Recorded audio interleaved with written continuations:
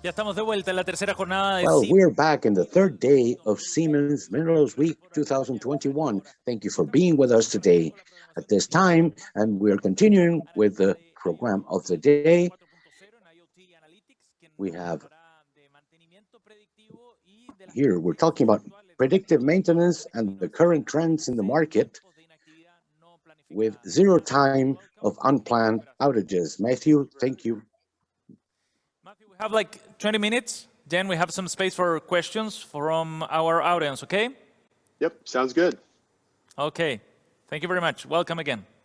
Great. Can everybody see my screen okay? There we go. So today I will be speaking on the topic of predictive maintenance and current market trends on the road to zero unplanned downtime. Briefly, a quick note about myself. I'm a principal analyst at IoT Analytics. I lead the industrial research team, and I've been with the firm for about 4 years now. IoT Analytics is a market insights and data consulting company providing insights on the Internet of Things. We provide two work products, detailed market reports and research services, and cover 4 different work streams related to IoT. One of the work streams is Industrial IoT and Industry 4.0, and the presentation today will be based on a report that we recently published within this work stream on the topic of predictive maintenance. IoT Analytics has been covering the topic of predictive maintenance for almost 5 years now. We started back in 2017 with our inaugural report, and back about 5 years ago, the topic was still quite a nascent topic with not very many companies offering predictive maintenance solutions and few end users actually deploying those solutions. Since then, the topic of predictive maintenance has really taken off, and we have continued to provide research on the topic to help end users and vendors understand the value proposition of predictive maintenance. So in 2019, we published our second report on the topic, and that brings us to April of 2021, where we published our most recent report. And this is what we'll be going through today, highlighting some of the trends and market insights on the predictive maintenance market. Before we get started, well, I want to take a look at the agenda for today. So the first section of the presentation, we'll look at the evolution and definition of predictive maintenance. Then we'll look at the market overview and then look at the outlook for the market moving forward and have some time for Q&A at the end. The first slide I want to show reflects the popularity of predictive maintenance over time relative to other maintenance techniques like preventative maintenance. So you can see, as I referred to earlier, back 5 years ago, predictive maintenance was relatively a nascent topic relative to preventative maintenance. And over the past 5 years, you can see the upward trajectory of predictive maintenance using Google Trend search as an analysis relative to the topic of preventative maintenance. So the topic has become increasingly popular over the years, and this presentation will explain why that's the case because of the value that it creates for a lot of the people that deploy predictive maintenance in their operations. To get started, we want to start with a definition of predictive maintenance. And predictive maintenance describes a set of techniques to accurately monitor the current condition of machines or any type of industrial equipment with the goal of predicting upcoming machine failure by using automated analytics and advanced statistics or supervised/unsupervised machine learning. That's a lot of text. And so the next slide will look at where predictive maintenance fits within the broad ecosystem of maintenance approaches. So on the left-hand side of the slide, we highlight 3 maintenance approaches that do not use sensing technologies. And on the right-hand side, we highlight 3 other maintenance approaches that do use sensing technologies.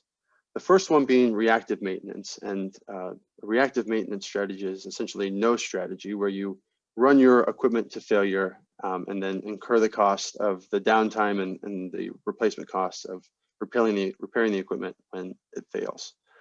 The second non-sensing technology approach to maintenance is preventative maintenance. And as the Google Trends slide showed earlier in the presentation, this is the most popular type of maintenance today. And this type of maintenance is described by performing maintenance at planned and regular intervals usually based on time or usage-based triggers, which helps reduce the likelihood of a failure from occurring, but is oftentimes replaces parts before they actually need to be replaced.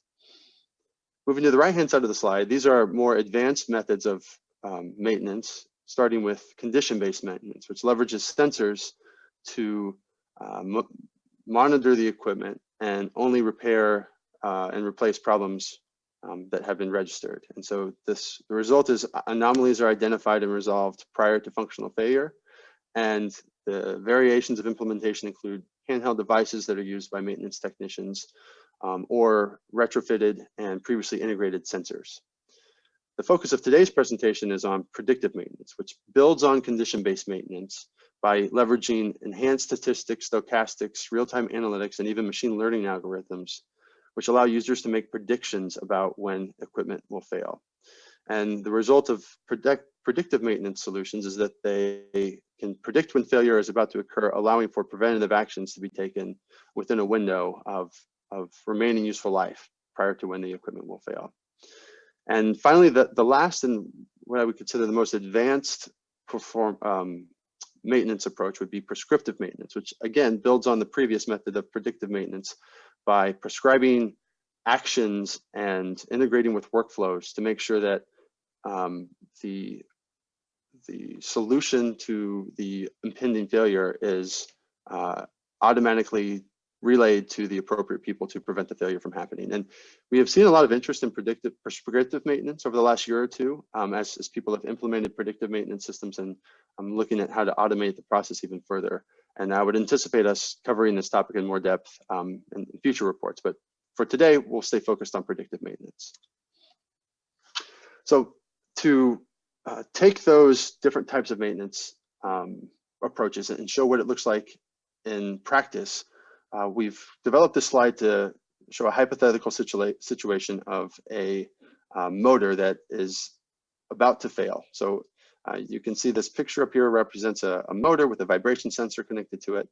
And this line represents the vibration of the motor. And on below the motor, you can see this time to failure chart that shows that the motor is going to fail in approximately 34 days. And throughout the course of this time to failure, there's certain signs that will appear along this time frame. So first being optimal operation, then vibration begins, then evidence of wear approaches to eventually leading to a motor failure. And so we're going to look at the different approaches mentioned on the previous slide and how they may or may not catch this failure before or detect the impending failure before it occurs and results in damage or downtime. So the first approach that we'll look at is reactive maintenance. And as I stated earlier, reactive maintenance is really not a maintenance strategy, and that maintenance occurs after the equipment fails. So there would be no intervention here to prevent the failure. The second approach would be preventative maintenance. And in this, there's sort of two scenarios here that may or may not catch this problem before it happens. So assuming a monthly preventative maintenance cadence, if the maintenance happens around T-25 to failure, the operation will look normal, and the maintenance technicians will not catch the failure before it occurs, which will lead to reactive maintenance because the failure will occur and the preventative maintenance would not have caught the problem. Case two would be if the preventative maintenance schedule happens to catch or monitor the motor while it was experiencing these higher vibrations, and at that point, it could repair the maintenance technician could repair the motor before the failure occurs. So that's preventative maintenance. The next approach would be condition-based maintenance, and this would be the sensor hooked up to the motor that only looks for when the vibration exceeds a critical value. And at that point, the operator could be alerted, or the maintenance technician could be alerted and address the problem before it happens, and usually at the time of when it happens. So this would be a situation where corrective action would be taken immediately and the event would be preempted. This differs from predictive maintenance in that predictive maintenance could look at historical data and monitor the vibration in real time and predict up to 3 months prior to failure when this failure would occur. So the system could identify an anomaly, calculate the remaining useful life, and articulate that to the maintenance technician so that they could plan the appropriate downtime that aligns with production schedules and other things, and address the issue in a manner that is most efficient. So hopefully that helps put some context around those different definitions of maintenance approaches. And so now I want to look at a few quotes from vendors and end users that we talk to in different industries and about how predictive maintenance is being applied in their industry. And the most relevant one for the context of this presentation would obviously be mining. And the example given here by one of the people that we talked to was for predictive maintenance on truck tires. And so given the crucial role that these truck tires play in overall mining operations, that the cost of themselves is $50,000, which preventing a replacement on the tire itself would be valuable. But more importantly, the pathways in mining operations can act as bottlenecks to production. And so this is an indirect cost associated with the downtime of potentially very big mining equipment. And later in this presentation, we'll talk about both the indirect costs and the direct costs associated with unplanned downtime, and which one is bigger, and how to quantify an ROI from a predictive maintenance system. So that was a quote from the mining industry. We also had a quote from the oil and gas industry. And in this example, the end user told us that the predictive maintenance system, once deployed, was then able to be used for asset health, so enabling a broader use case of data and analytics to not just prevent maintenance, but also look at overall asset health. And finally, this example from the chemicals industry, the end user told us that once the predictive maintenance system was in place, that they were able to reorganize their maintenance and reliability teams in a more efficient manner because of the enhanced efficiency that predictive maintenance brought to their companies on an organizational level. So that covers the definition and evolution of predictive maintenance. And now we want to look at the market from a spending on predictive maintenance level and some trends associated with that. So this graph shows the global market for predictive maintenance from 2019 to 2026. And the first thing that you might notice here is this lower growth rate from 2019 to 2020. And this is due to the pandemic. We've, in our surveys and interviews, we've found that many projects were put on hold during the pandemic, but we anticipate that being a one-time issue, and then the growth rate for predictive maintenance solutions to pick back up into the 30% range for the rest of the forecast period. And there's a lot of reasons that we anticipate this high growth for the market that we'll talk about on the next slides based on our interactions with end users and their planned spending for predictive maintenance. So this slide is based on data we obtained from a survey of senior IT and OT decision makers in various manufacturing and industrial industries. And it shows that only 6% of manufacturers have rolled out predictive maintenance, or fully rolled out predictive maintenance in their operations, which, looking at from the other perspective, is 94% of manufacturers have not fully rolled out predictive maintenance, meaning that the market is still very nascent, and there's a big opportunity for both end users to improve their operations and gain a competitive advantage, and for vendors to serve this market and help their end users improve their operations and reduce unplanned downtime.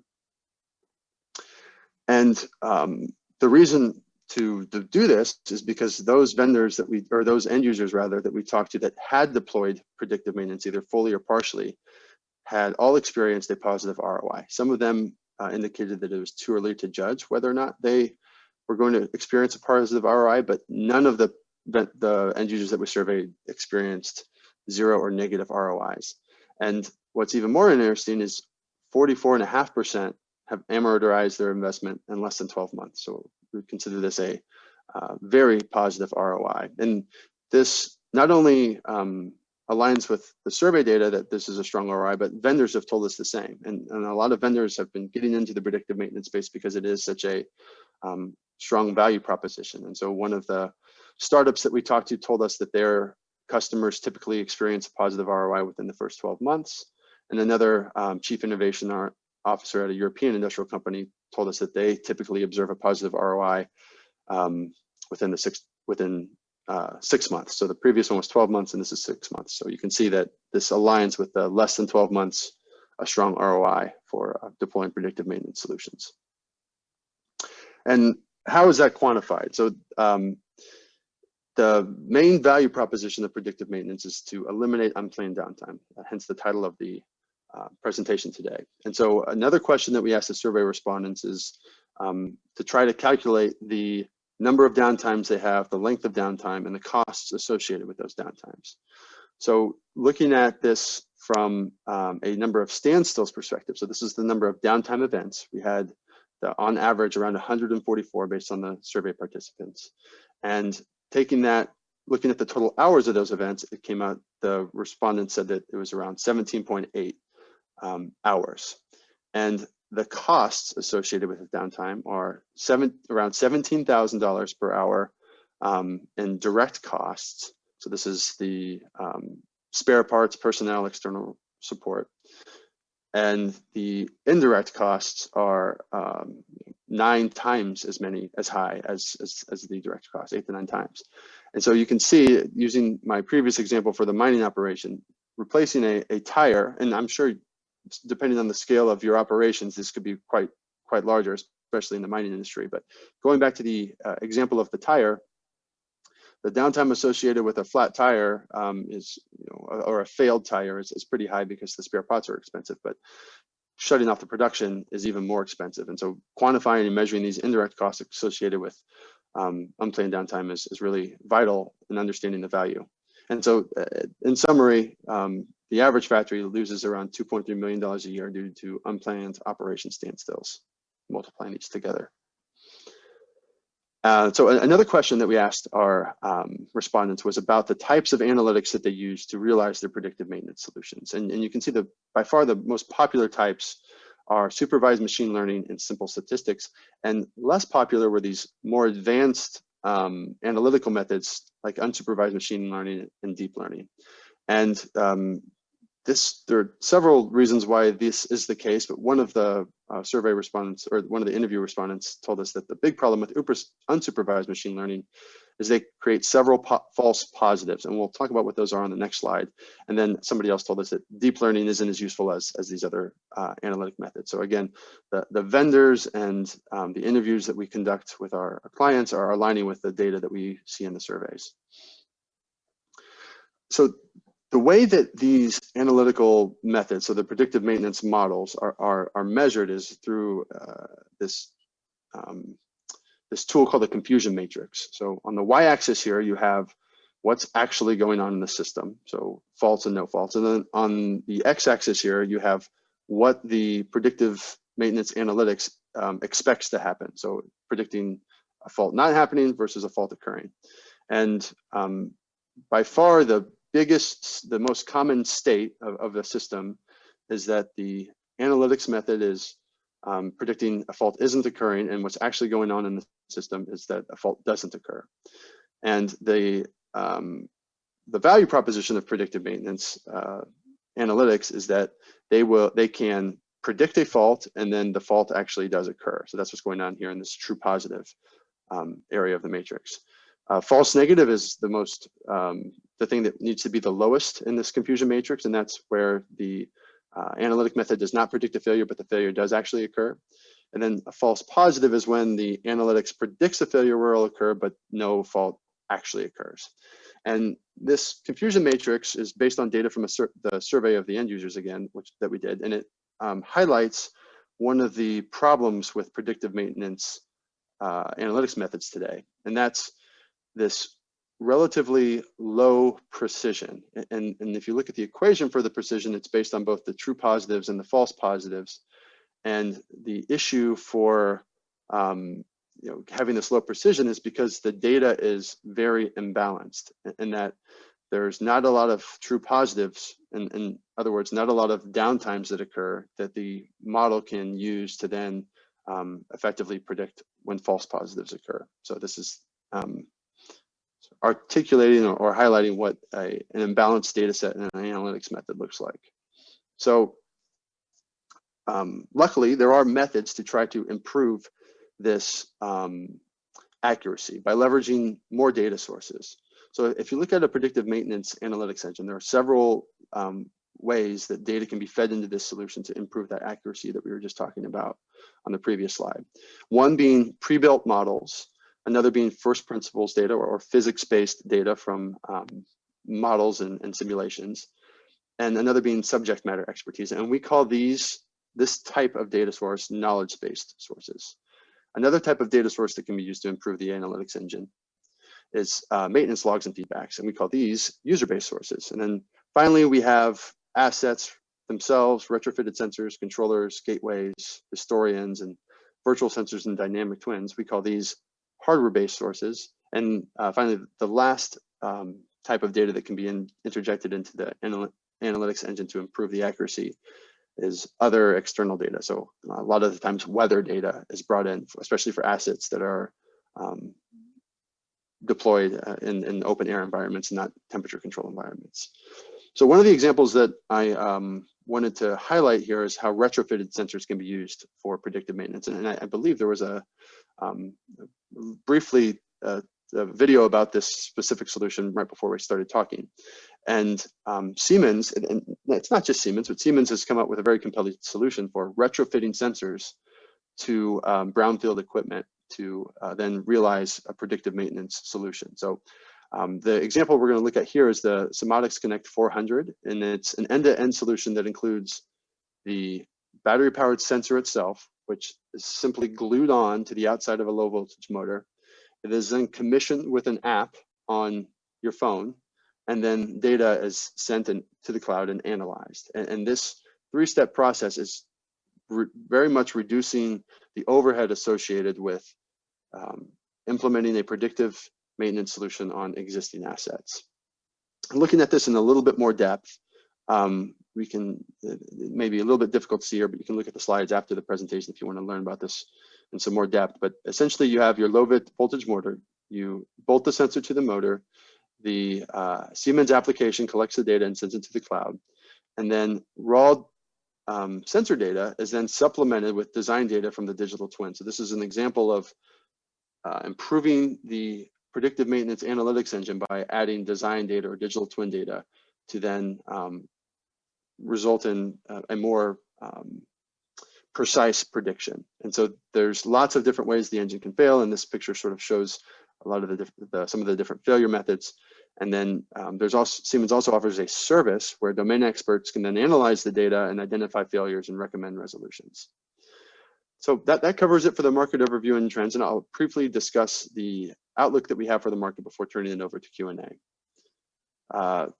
Another survey that we did asked, another survey question that we asked was, how much do manufacturers plan on spending in predictive maintenance in the future? And the results of this show that 42% of surveyed companies are planning to invest significantly in PDM over the next 2 years, which makes sense considering that the adoption of predictive maintenance is relatively low right now, and the value proposition of predictive maintenance is relatively high, and people are starting to become aware of the value that they can realize from predictive maintenance. And finally, one thing to keep in mind, so when you go to deploy your predictive maintenance solution, you have to remember that it's not all about technology. This data is from a broader survey on technology implementation in general in industrial environments, or Industry 4.0 implementation. And of the success factors that were identified, only one of the top 10 involved around technology. All of the others were related to people, organization, and business related issues. And talking about predictive maintenance in particular, and some of the challenges that some of the people that have deployed predictive maintenance have experienced. One quote from a director of a UK transportation company said that they underestimated the complexity and cost of actually getting value of PDM through data science models. And so it led to several adjustments. And then the second quote, I think, is even more poignant in that they underestimated the timeline of the journey. Small rollouts worked well, but the larger PDM rollouts took a lot longer than anticipated due to internal constraints and budgetary issues. So things to keep in mind when you're rolling out your predictive maintenance solution. And with that, I think I can turn it back over to the moderator if we have time for questions.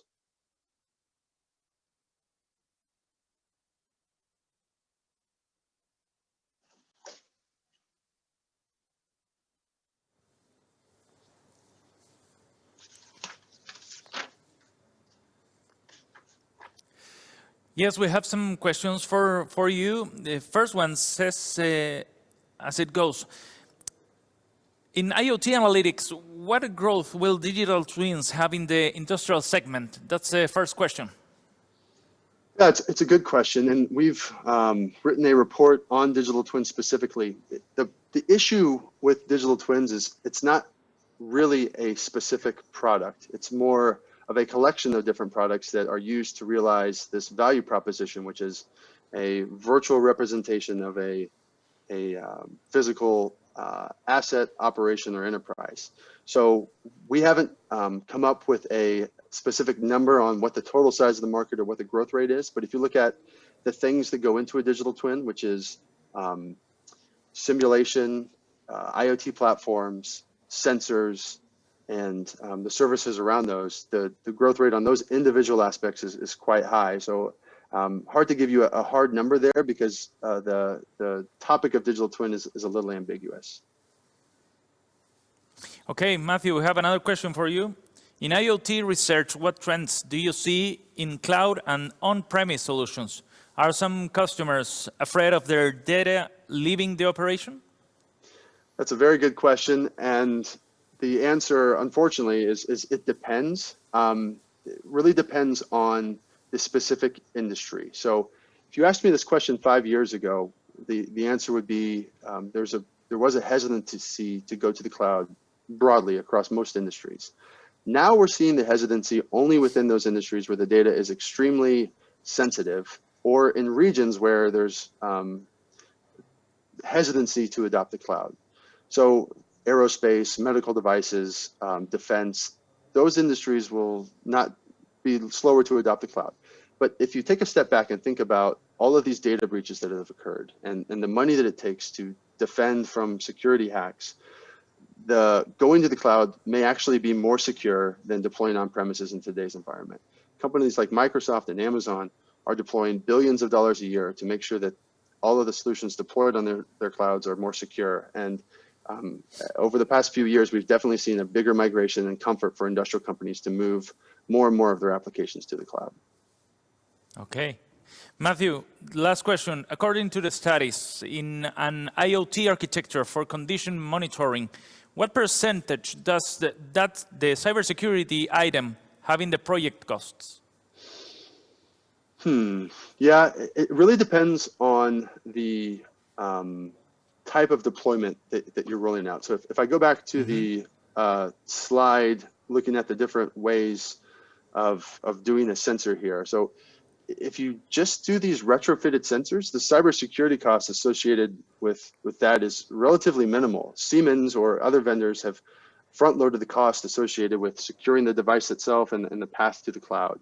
If you're instead retrofitting your sensors on existing controllers and tying in to your on-premises systems and doing protocol conversion, it can get quite a bit more expensive. And unfortunately, I don't have a hard cost on that, but I think relatively speaking, those are two ways to look at, one being more expensive than the other.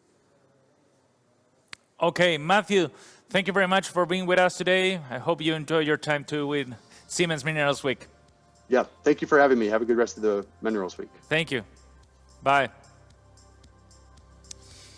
Bien, estamos cerrando ya esta presentación. Okay, we are closing this presentation. We're going to break up for a minute, and at the return, we will have our panel of Siemens Minerals Week. We're going to be talking about the digitalization process and sustainability, and which are the answers in the mining sector for this matter. We will return soon.